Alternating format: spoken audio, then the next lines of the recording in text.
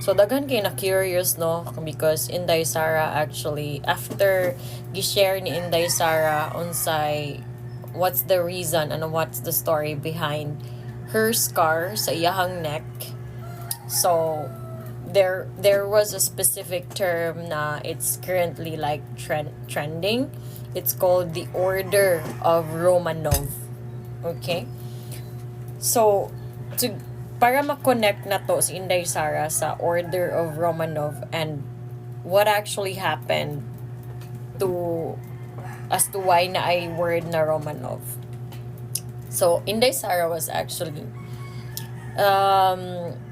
she's a very powerful figure, a very powerful opposition with a very undisputable reputation when it comes to good governance, very opposite sa bangag nga administration karon. So as naturally it's only natural na makita siya as the number one enemy sa mga Marcoses because she's everything that they are not. That's the real situation. So Inday Sara di ay naana day siya mga threat. Right? Nana siya mga death threat not only for her but for her entire family. So na ay mga tao daw na nag-observe kung asa sila nagpuyo, asa sila ga-rent, asa eskwela ang mga bata, like studying their behavior, and there was like a certain people na close kay Sara who are also concerned sa iyang well-being na naghatag og tip niya to be careful because the Order of Romanov was already given. So meaning there was already an assassination plot, not only to kill her but to kill her entire family including her children. Diba? Inana ka alarming. Murag nasa salida, okay? Inana ka salbahis ato ang current administration. Ato ang current government, which is actually dili na siya kahibong because this kind of thinking is only a logical thinking of drug addicts, right? And we all know Marcos is a drug addict. If not, subject yourself to hair follicle test now. Okay? So, kanang scar ni Inday Sara, it was a failed assassination attempt before her birthday.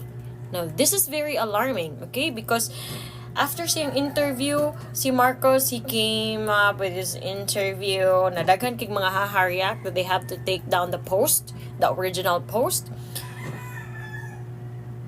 Nagpa-feeling victim siya without even acknowledging na okay, instead of saying na okay, wala man minaghatag ng order, wala, dili angay mabalaka si Sara because that thing is non-existent. Wala. Instead, they released a statement acting as if they were a victim without even understanding the thought of her statement na if I get killed,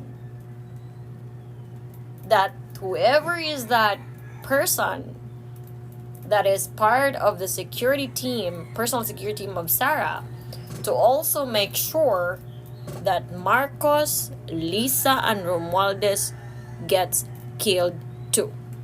If she get killed. Let me just put an emphasis to that. If she get killed. Because local media that is controlled by the Bangag administration tend to omit that part just to portray something that is not. Okay? Now, Romanov actually came from it's an incident. It was like an assassination of the whole family, of a Russian family called like the Romanov. So Nicholas Romanov and his family were actually killed in July 16 to 17, 1918. So they were like part of the government that was taken down by the Bolshevik revolutionaries. So, masyag kung sa simple pa nga istorya, si Nicholas Romanov is a government official nga na-dethrone by the opposition of the government. And when the opposition of the government came into power, they were isolated in a mansion controlled by the Bolshevik revolutionaries. So they were there, allegedly, supposedly, for like more like of an isolation. And there were like demands na i-trial si Nicholas Romanov, because of course they were like the previous government that got overthrown by the opposition. So it's kind of normal for those things to happen, actually. But the eerie thing was that the Bolshevik revolutionaries actually ordered to kill the entire family of Nicholas Romanov, including the children. So I remember reading a book when I was younger.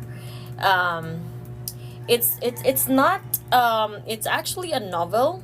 It's called Anastasia Syndrome, but it was inspired from the Romanov family assassination. So they were actually headed to the basement, and they were all killed there. So gi-trick sila na moadto sa basement para kuno for protection or to hide from the enemies. And then dito sila gipang pusil tanan. And then it went on for years and years. Government were denying that there was a murder, and there were a lot of people claiming to be as they were like the Romanov descendant or the family.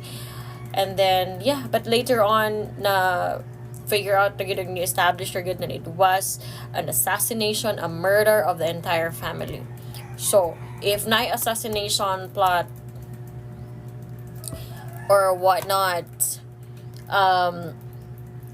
when you say Romanov order, it means an order to assassinate the entire family. Now one thing, okay, as a private citizen na pugos na lang na mag-public sa account right now, kas makasuka na gyud ka sa kangilad, kabasura o kapesting yawa sa gobyerno, sa pamalakad ni Marcos o sa iyang mga kakampi na mga crocodile o mga kurakot o mga NPA o si Romualdez nga ambisyoso kaayo nga wa gyud mo butar ni mo dong tinuod lata na jud kay ka og papel.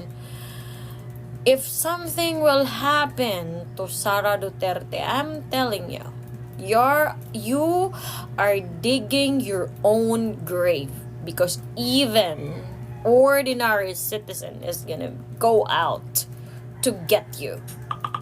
Maora gyud na akong maingon. Alright? Maora gyud na akong maingon. Be very careful with your next steps, because maybe you can eliminate Sara, but that would not be the end of it.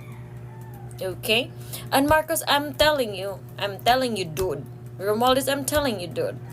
Kani imong gibuhat karon, you're sealing your entire lineage and bloodline as the number one enemy of the Republic of the Philippines. Aren't you aware, imong papa, na Guinness World of Records holder na siya as the most corrupt politician of all time?